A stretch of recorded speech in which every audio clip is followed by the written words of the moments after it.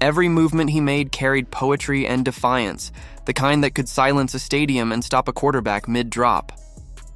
He was more than fast. He was unreachable, the embodiment of a rebellion hidden in cleats and shoulder pads. Each touchdown wasn't just 6 points on the board. It was a statement. A declaration that a black man could dominate a game that still hadn't learned to accept his brilliance. But Warren Wells wasn't the kind of man who bowed to unwritten rules or played the grateful athlete. He was outspoken, unfiltered, and unafraid to demand the respect that so many before him were denied. That's what made him a star, and what made the league quietly decide he was dangerous. Before he became a legend whispered in Raiders bars, Wells was just another receiver drafted in 1964 by the Detroit Lions, dropped into a system that treated confidence like arrogance when it came from a black man. In Detroit, talent wasn't enough. Opportunity lived behind locked doors, and Wells wasn't given the key. He was used sparingly and discarded quietly, a casualty of a league still learning how to tolerate players who wouldn't smile on command. But fate had other plans. Al Davis saw what others refused to, a receiver with speed that made physics seem negotiable. When the AFL's Oakland Raiders picked him up, it was like setting fire to the rule book. Davis built his team on defiance, and Wells was the spark. He didn't run routes. He attacked them. He didn't catch passes. He stole them out of the air. His connection with Daryl LaMonica, the Mad Bomber, was electric, a chaos the league couldn't contain. In 1969, Wells averaged 26.8 yards per catch, a stat so unbelievable it still reads like a typo. He was football's lightning strike, a man who could turn broken plays into miracles. But with that brilliance came suspicion. The whispers started slowly, coded language that disguised prejudice as professionalism. Reporters began asking about his discipline and attitude, words that sounded harmless but always cut the same way when used on a confident black man. They said he was hard to coach, unpredictable, even dangerous. The more success he found, the louder those whispers became. Behind closed doors, the league started preparing for his downfall. Because in 1969 America, no black man was allowed to shine too brightly for too long. One night changed everything. After another Raiders win, Wells went out to celebrate. No fights, no scenes, just teammates and laughter. But by morning, the headlines had rewritten the story. Raiders star arrested. A minor misunderstanding was twisted into a scandal.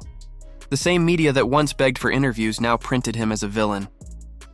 They didn't wait for facts because they didn't need them. A troubled black athlete sold papers. The NFL stayed silent, happy to let public opinion do the work. Al Davis, the maverick who had built his empire on rebellion, tried to defend his player. But even he knew the league was watching, waiting for him to slip. Within days, Wells was gone, cut loose under the guise of personal issues. No investigation. No defense. Just silence. Overnight, one of the fastest men in football became untouchable. The league moved on as if he never existed. His name vanished from broadcasts. His highlights faded from reels. It was a quiet erasure, deliberate and final. Because in the NFL of that era, you didn't have to be guilty to lose everything. You just had to be inconvenient. Al Davis fought privately to bring him back, arguing that Wells deserved another chance. But the pressure was relentless. League officials warned Davis that sponsors and television networks wanted distance. Wells wasn't just cut. He was erased. For Wells, exile hit harder than any hit he ever took. He watched Sundays from home, seeing men he once outplayed take the field, their names cheered by crowds that had once chanted his. He reached out to teammates and coaches, but the phone stayed silent. The system had moved on. Football, like fame, has a short memory. Without it, Wells was just another man America had decided to forget. His past followed him everywhere, old headlines, mugshots, and whispers that never faded. Each time he tried to rebuild, another door closed. By the mid-1970s, he was drifting, a ghost from the AFL's wild era, trapped between war memories and what could have been. The man who once owned Sundays now wandered quietly through Oakland streets that no longer recognized him. Even Al Davis, who had once fought for him, moved on. But years later, when Wells finally spoke, his voice carried the weight of every injustice he endured.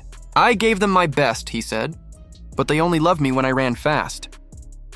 In that one sentence, he summed up what it meant to be a black athlete in a white-controlled league, celebrated for talent, discarded for truth. The NFL never corrected the story. It didn't have to. The silence did the work.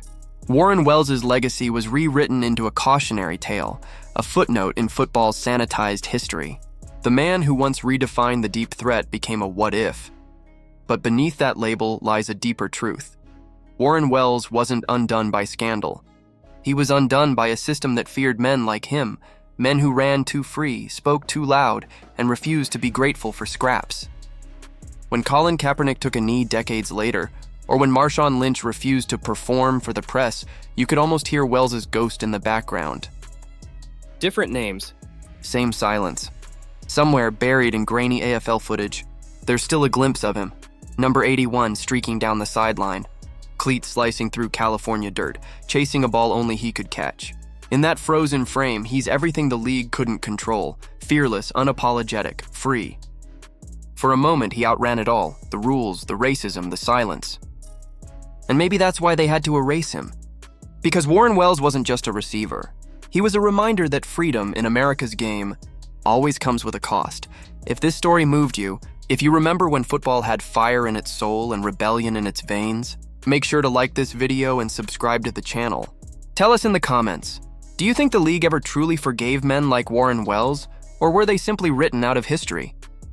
Join us next Sunday for more forgotten legends, untold stories, and the echoes of the golden era that time tried to silence.